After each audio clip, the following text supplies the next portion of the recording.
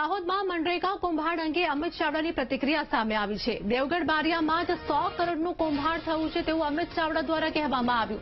ભાજપના શાસનમાં ભ્રષ્ટાચાર વધ્યો છે, જેમાં તપાસ થાય તો 1000 કરોડનો ભ્રષ્ટાચાર સામે આવી શકે છે। તો અમિત ચાવડા દ્વારા કહેવામાં આવ્યું કે પંચમહાલમાં 100 કરોડનું કૌભાંડ થયાનો પણ અમિત ચાવડા દ્વારા આરોપ મૂકવામાં આવ્યો છે।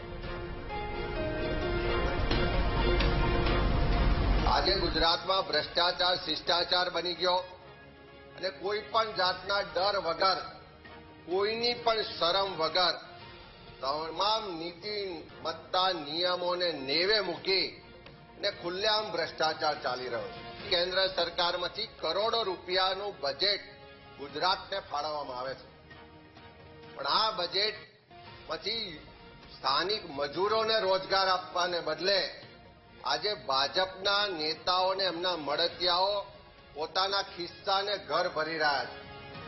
हजू दाहोदमां राज्य सरकारना मंत्री बजुभाई खाबड़ना बे पुत्रो जे कौभांडमां भ्रष्टाचारमां संडोवायानुं बहार आव्युं छे। 100 करोड़ करता वधारेनो भ्रष्टाचार तो खाली देवगढ़ बारिया धानपुरना थोड़ा ज गामोमां थयो छे।